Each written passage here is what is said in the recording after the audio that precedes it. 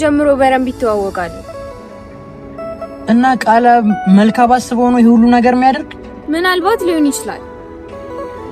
እድልና ኢዛና የማይወጡበት ከባድ ችግር ውስጥ ገቡ። እድል መጨረሻ ላይ አሁን ደክሞኛል፣ እንግዲህ ምንድነው ማድረግ ያለብን? ከዚህ መጥፋት አለብን፣ ከዚህ ሀገር እንውጣ ብላም ስትል ነበረ። ኢዛናም በምን አይነት መልኩ እንወጣለን? እኛ እኮ ወንጀለኞች ነን። ስለዚህ እንዴት ነው መውጣት የምንችለው? ይልቀውስ ሌላ መፍትሄ ብታመጭ ይሻላል ብሎ ይነግራታል። እኔ ምንም አይነት መፍትሄ የለኝም፣ በቃ ደክሞኛል። አሁን እነዚህ የተረገሙ ለካ አብረው ሆኖ ነው የሚጫወቱብን ብላም ትላለች። ምክንያቱም ደግሞ ኢዛናና እንዲሁም ደግሞ እስከ ዛሬ ድረስ ባደረጉት አብረው እየሰሩም መሀል ላይ ቢጣሉም ግን ደግሞ ሁሉንም ነገር አብረው ማድረግ እንዳለባቸውም ስለሚያውቁ ስለዚህ ተወያይተው ሁሉንም ነገር ራሳቸው መፍታት ነበረባቸው። እናም ምን አማራጭ አለን? ከዚህ ችግር ውስጥ የሚያወጣን አንድ ሰው ብቻ ነው ብለውም ይላሉ። ምንድን ነው እሱ በማለት ሲልም ያዳን ፈልገን ማግኘት አለብን ብለውም ይላሉ። ያዳ እኮ አምልጧል፣ ስለዚህ በምን እናገኘዋለን ብላ እድልን ስልኩን በምትደውልበት ሰዓት አጋጣሚ ሆኖ ስልኩም አይሰራም ነበር። በተደጋጋሚ ስልኩን ደወለች። ያዳ ስልክ ግን ደግሞ አይሰራም። በስተመጨረሻ ግን ቁጭ ብለው ሁለታቸው ሲጨናነቁ ያዳ ራሱ ይደውላል። እናም የት እንዳሉ ሲጠይቃቸው ነገር ግን መገናኘት እንዳለባቸው እና ደግሞ በጣም ብዙ ነገር ማውራት እንዳለባቸው በተለይ ደግሞ ስለ ናቲና እንዲሁም ደግሞ ስለ ኢዛ ቃላው ሁለ እውነቱን ማወቅ እንዳለበት ይነግሩታል። እነሱም ደግሞ እሺ ብሎ ስልኩን ከዘጋም በኋላ እድል አሁንም በድጋሚ ለናቲ ደውላ ያዳ እንዳለና ደግሞ ዜሜና አቢኒም ናቲ እንደከዳቸውና እንዲሁም ደግሞ አስመሳይና ከወንጀለኞች ጋር አብሮ እንደሚሰራም ይነግራቸዋል። ናቲ ማለት ቃላብ ማለት በጣም መጥፎ ሰው ነው፣ አስመሳይ ነው ብሎ ይላል። በፍጹም ቃላብ እንደዚህ አይነት ሰው አይደለም። ቃላብ እውነቱንና እንዲሁም ደግሞ በራሱ መንገድ የሚያስተካክለው ነገር ስላለ እንጂ በፍጹም ቃላብ እንደዚህ አይነት ሰው ላይ አይሆንም ብሎ ዜማዬንም ሆነ እንዲሁም ደግሞ አቤንን ይነግራቸዋል። ብቻ አላቅም ምን እንደተፈጠረ፣ ግን ደግሞ ከወንጀለኞች ጋር አብሮ ነው ያየ ነው። በዛን ሰዓት በቃ ምን አይነት ሰውና እንዲሁም ደግሞ አንተ እንዳልከው አይነት ሰው እንዳልሆነ ተረዳን ይሉታል። ይውላችሁ ቃላብ ብዙ ጊዜው ነው ከስራ ተባሮ ቆይተዋል። አሁን ላይ ደግሞ ወደ ስራው ተመልሷል። እንኳን አይደለምና ወደ ስራው ተመልሶ ከስራም ተባሮ ሳለ በጣም ብዙ ችግር ነበረበት። በተለይ ደግሞ በዛ ሰዓትም ወጥቶም ራሱ ስራውን አስተካክሎ ይሰራ ነበረ። ስለዚህ እሱ ምንም ነገር አያውቅም በማለት ይመልስላቸዋል። ፍጹም ሲመስለኝ በራሱ መንገድ እነሱን ለመያዝ ስለሞከረ ነው እንጂ እነሱን እያገዛቸው አይመስለኝም ብሎም ይነግራቸዋል። እነሱም እሺ ከሆነ እናያለን በማለት ይቀበሉታል። ይህንም ዜማዬን ቆይ ግን ምንድን ነው እየተፈጠረ ያለው ነገር? ያጎትሽ ልጅ ያለው ሌላ የእኛ ግን ደግሞ ያየነው ሌላ ሆነብኝ። ቆይ ግን ምን እየተካሄደ ነው ብሎም ዜማዬን ጠይቃታል።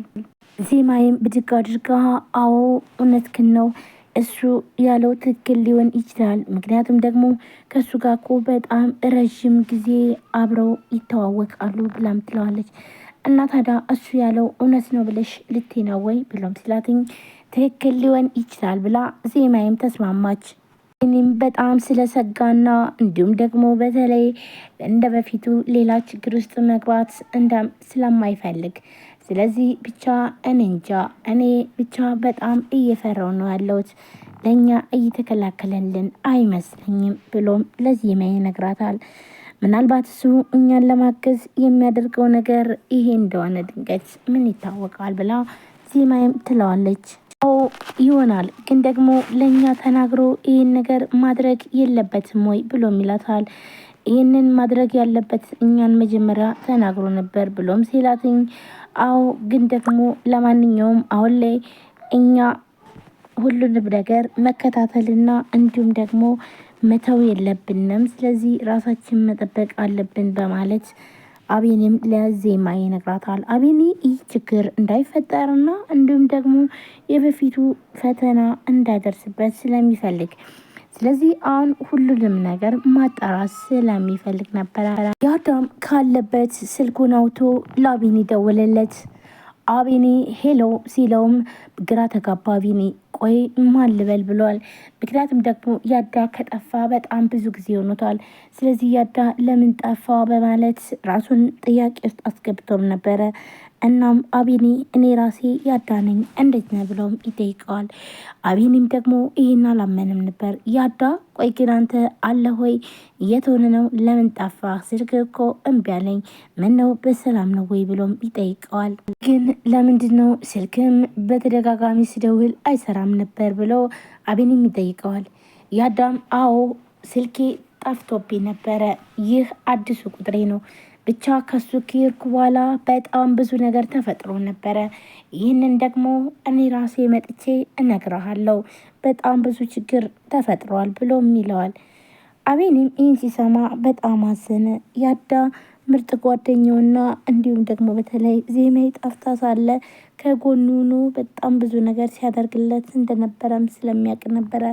እሺ በቃ ችግር የለውም ያዳ፣ ለማንኛውም አንተ ግን ደህና ነህ ብለው ደህንነቱን ጠይቀዋል። ደህና እንደሆነና እንዲሁም ደግሞ በቅርቡ መጥቶም አብረው እንደሚገናኙ ይነግረዋል። አዎ አንተ ከሄድክም በጣም ብዙ ነገር የሚያስደስት ነገርም አለ ብሎ አቤኒም ይነግረዋል። ይህ ማለት እንግዲህ ዜማዬና እንዲሁም አቤኒ እንደተገናኙ ይህንን ነበር ለመናገር ያሰበ።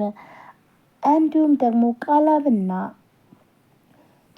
ናቲ ዜማዬን ያገታት ያዳ ነው በማለት ነበረ በጣም ብዙ ነገር እያሉ እየተፈጠረ ያለ። ግን ምንድን የተፈጠረው ብሎ ያዳን ጠይቀዋል። ምን እንደተፈጠረ የተፈጠረውን ነገር ደግሞ አዎ ግን ደግሞ አሁን ላይ በስልክ የሚወራ ነገር አይደለም። ስመጣ የምነግርህ ይሆናል። አዲስ አበባ ገብቻለሁ፣ ስለዚህ እንገናኛለን ብለውም እንዲሁም አቤኒ በጣም ደስ አለው ያዳ ስለመጣለት። ሰላም ሰላም፣ ጤና ይስጥልን ውድና የተከበራችሁ ቻናል ቤተሰቦች እንዴት ናችሁ? ለዚህ ቻናል አዲስ የሆናችሁ ሰብስክራይብ፣ ላይክ፣ ሼር በማድረግ ቤተሰቡ ነው ቤተሰብናችሁን ከልብ ነው አመሰግነው። ውድ ቤተሰቦች እንግዲህ ዛሬ በአዲስ ቪዲዮ መጥቼላችኋለሁ።